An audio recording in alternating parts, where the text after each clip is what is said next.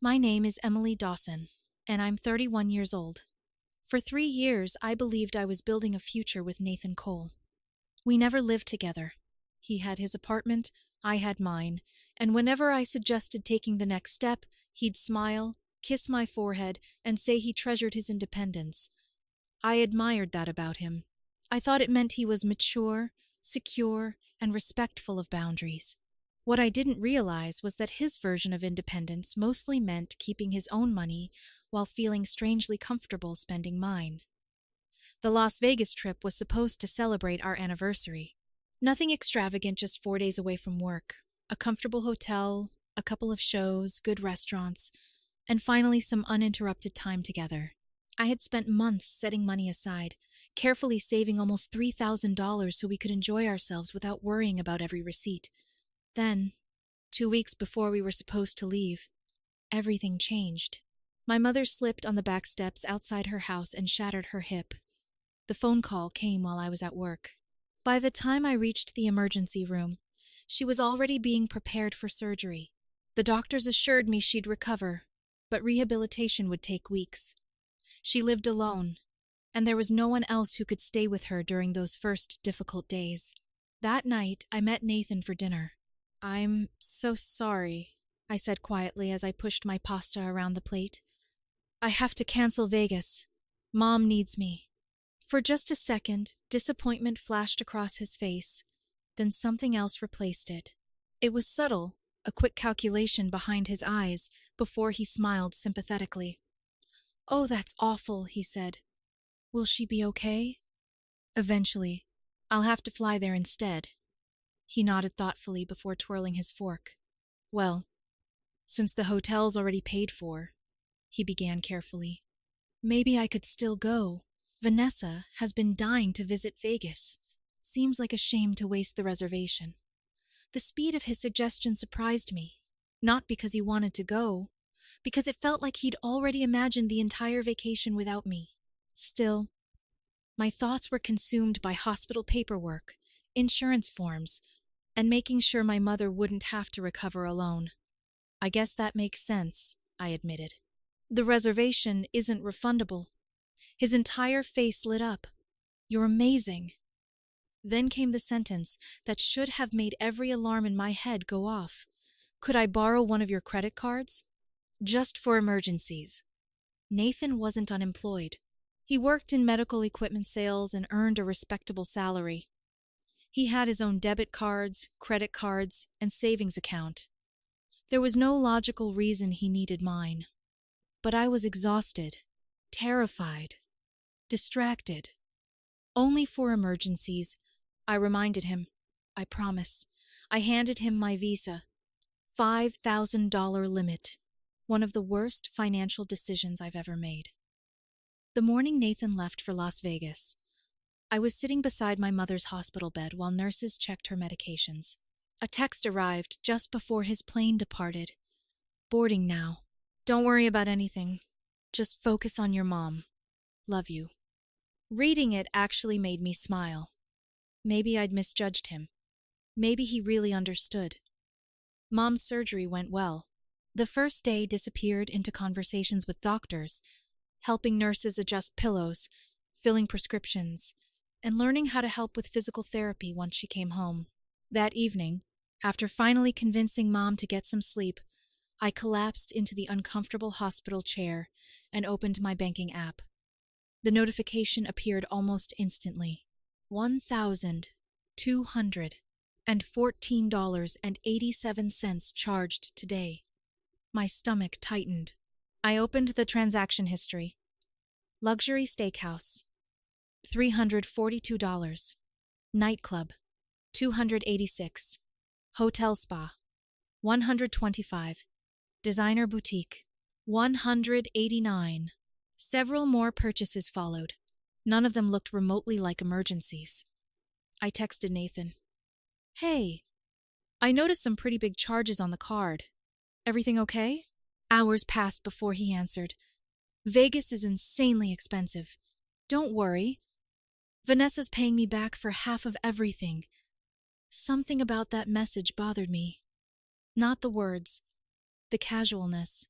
As if spending hundreds of dollars from my account while I sat beside my recovering mother required nothing more than a laughing emoji.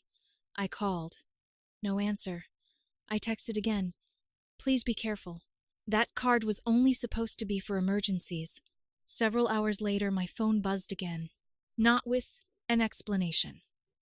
Not with an apology. Instead, Nathan sent a selfie from a crowded pool party. Sunglasses. Cocktail in his hand. Vanessa laughing beside him. The caption read, "Living my best life without you." I stared at the picture for several seconds. Then I reopened the credit card statement. Bottle service. Luxury sunglasses. A leather bag from an upscale boutique. More restaurant charges. My emergency card wasn't paying for emergencies. It was funding someone else's vacation while I helped my mother learn how to sit up without crying. Something inside me became perfectly calm. I called the credit card company. "Thank you for calling. How may I help you today?" "I need to report my credit card is stolen. I'm sorry to hear that." "When did you notice it missing?" "This morning." "No problem. We'll deactivate it immediately. Any new charges after cancellation will be declined. Thank you." I ended the call. Maybe it wasn't technically stolen, but the trust certainly had been.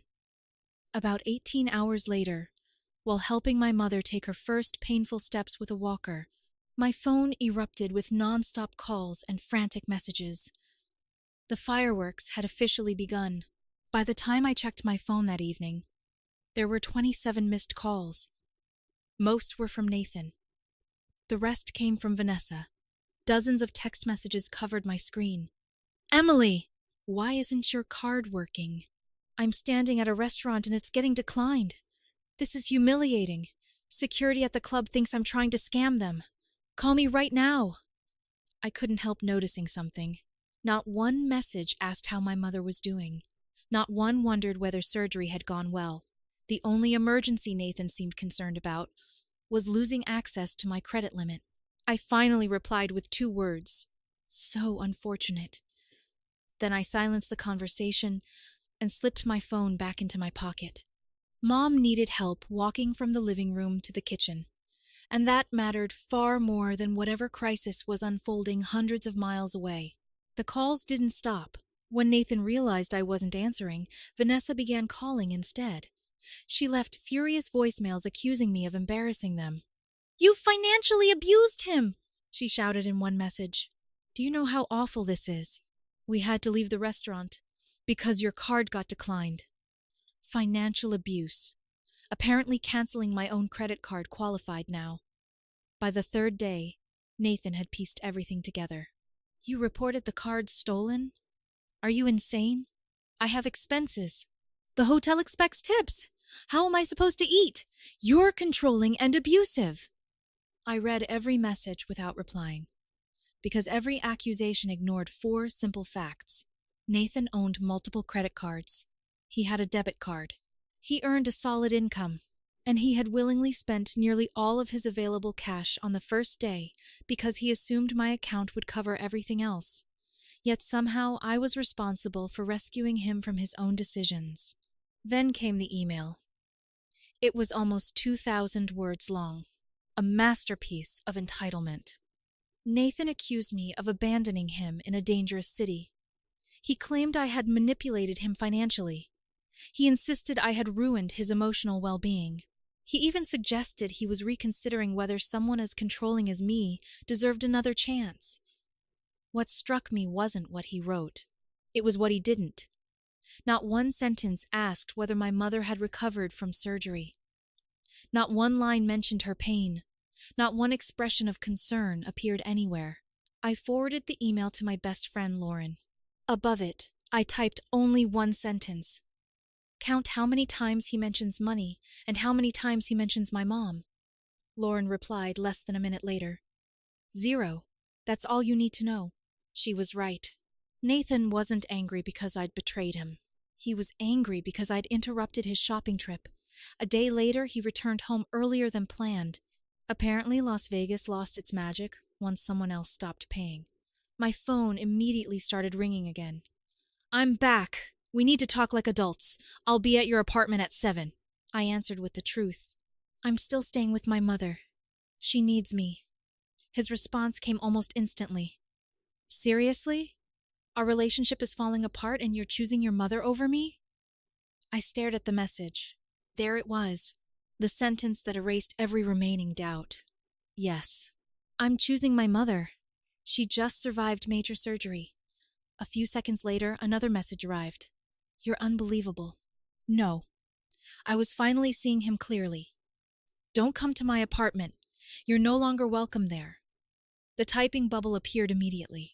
You're throwing away 3 years over one misunderstanding?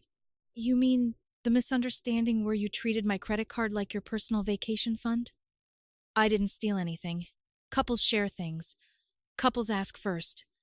I was going to pay you back. When? With what? He ignored the question. Instead, he wrote, It's Vegas. Everything costs more there. You knew that when you said I could go. I took a slow breath before answering. I said you could use the hotel room. I gave you my card for emergencies. Bottle service isn't an emergency. Designer shopping isn't an emergency. Luxury spas aren't emergencies. His reply came back almost immediately. You're financially abusive. That sentence made me strangely calm. We're done, Nathan. Mail me my spare key. Silence lasted perhaps 5 minutes. Then he crossed a line I never imagined. He called my mother's house. Mom answered before I could reach the phone. I only heard her sigh. Yes? A pause. Another pause. Then her eyebrows lifted. Oh, you're Nathan. More silence. Finally, she spoke in the calmest voice I'd heard all week. Young man, my daughter has spent every waking hour helping me recover while you've spent hers spending her money. Another pause. If you believe that makes you the victim, then I sincerely hope maturity finds you someday. She listened for another few seconds, then smiled. And please don't call my house again. She hung up, looked over at me. What would you like for dinner? I burst out laughing for the first time since the surgery. Over the next 2 weeks, Nathan cycled through every manipulation strategy imaginable. First came guilt. He sent photos of overdue bills, electricity, rent, car payment. Hope you're happy. I'm drowning because of you. I did the math. His salary hadn't changed. Neither had his rent. Only his spending habits had. Then came sympathy. He claimed he couldn't sleep. Said he'd developed panic attacks over financial stress. Sent links about emotional trauma caused by money. Still, every message ended with the same request. Send money. When sympathy failed, he switched to threats. I've spoken to a lawyer. What you did was fraud. That one actually made me smile. I replied, Wonderful. Have your lawyer contact mine. Then I sent him the business card of one of my oldest friends, a litigation attorney who had laughed so hard at Nathan's emails that coffee nearly came out of his nose. No lawyer ever contacted me. Because there wasn't one. I assumed that was the end. I was wrong. 2 weeks after returning to work from family leave, reception called my office. Emily? Yes? There's a man here asking for you. My stomach tightened. He says it's urgent. When I walked into the lobby, Nathan stood there in an expensive jacket, holding a cardboard box and wearing the confident smile that used to melt me. Now it simply made me tired. He looked directly at me. We need to talk. Every employee in the lobby turned to watch. I had a feeling this wasn't about returning my belongings. It was about creating one final scene. Nathan held the box out toward me, as though he were making some grand romantic gesture. I brought your things, he announced loudly enough for everyone in the lobby to hear. This isn't the place, I said evenly. Please leave, not until we settle everything. People, walking through reception, had slowed down. A few co-workers lingered near the coffee station, pretending not to watch. I looked inside the box. An old sweatshirt, a phone charger, a paperback novel, maybe $20 worth of random items. Nothing that justified showing up at my workplace. Fine, I sighed. What exactly do you want back? His eyes brightened. The robot vacuum. You mean the one you bought me using the gift card my mother gave you specifically so you could buy me a Christmas present? His expression faltered. And the air fryer. That was a housewarming gift. I paid for it. With your own money? He hesitated. It doesn't matter. It does. Gifts don't become rental agreements after a breakup. A few quiet laughs came from somewhere behind me. Nathan's jaw tightened. So you're really going to be petty over appliances? I folded my arms. You're the one who came to my office demanding a used vacuum. For a moment he looked around, realizing the audience wasn't reacting the way he'd imagined. His posture softened, his voice cracked. I thought what we had meant something. The tears looked convincing. A month earlier, they probably would have worked. Now all I could see was someone desperately searching for whichever emotion might unlock my wallet again. Emily, he whispered, can't we fix this? It was one mistake. I met his eyes. No, you'd throw away 3 years because of one vacation? I'm ending this because you believed my kindness entitled you to my money. I was going to pay you back. How? Silence. You couldn't even repay Vanessa. His face changed instantly. The sadness disappeared. The anger returned. You're going to regret this. Am I? I know things about you. I waited. You still sleep with that teddy bear your grandmother made. I blinked. That's your big secret? He opened his mouth, then closed it again. There wasn't anything else. Because, unlike him, I hadn't built our relationship on lies. By then, security had already started walking toward us. One of the guards nodded politely. Sir, we're going to have to ask you to leave. Nathan pointed at me. You owe me! The guard gently placed a hand near his shoulder. No, sir. You need to leave. As they escorted him toward the exit, he shouted one final time. This isn't over. The lobby doors closed behind him. In that exact moment, I realized something surprising. I didn't feel angry anymore. I felt relieved. The performance was finally over. Over the following months, Nathan tried several more times to squeeze money out of me. Each attempt somehow became more ridiculous than the last. First, he emailed me a spreadsheet listing everything he'd ever spent during our relationship. Coffee, birthday dinners, gas for driving to see me, movie tickets, even one line labeled, emotional support during stressful weeks. At the bottom sat a grand total, $3,864.19, payment requested immediately. I laughed so hard I nearly spilled my coffee. Instead of deleting it, I printed the spreadsheet, framed it, and hung it in my home office. Whenever I questioned my judgment, I looked at that invoice and remembered exactly why the relationship had ended. Nathan also tried recruiting mutual friends. According to him, I'd abandoned him financially, after promising to take care of him. Most people knew me well enough not to believe it. The few who questioned me changed their minds after seeing screenshots of his Vegas purchases. Designer sunglasses, luxury dinners, bottle service, spa treatments. Their expressions usually changed around the same time. About a month later, I received a message from someone unexpected. Vanessa, can we talk? Against my better judgment, I agreed. She admitted Nathan had never repaid the nearly $2,000 she'd covered after my credit card stopped working. I figured, since it was your card, she said awkwardly. I couldn't help smiling. So let me understand this. She nodded nervously. You watched your friend spend my money for days. You called me abusive for canceling my own credit card. And now you think I should reimburse you because Nathan never paid his own debt? Her face fell. When you say it like that. Because that's exactly what happened. She sighed. He says he's broke. Then perhaps the person who owes you money should be the one paying you. She didn't argue. She simply wished me luck and hung up. 2 weeks later, Nathan made one final attempt. A payment request appeared on my phone. $50. The note read, "Emotional labor for teaching you how relationships work." I declined it. My response simply said, "Financial education for teaching you that credit cards have owners." A minute later, he blocked me. At last. Peace. Looking back now, the warning signs had always been there. Nathan constantly forgot his wallet whenever we went out. He somehow always ordered the most expensive item whenever I offered to pay. One year, he even used my online shopping account to order himself an expensive birthday gift, then acted surprised when I noticed the charge. I had mistaken convenience for partnership, generosity for love, patience for compatibility. Never again. The happiest part of this story isn't what happened between Nathan and me. It's my mother. She made a full recovery. These days she walks without assistance, gardens every morning, and still laughs whenever someone mentions Las Vegas.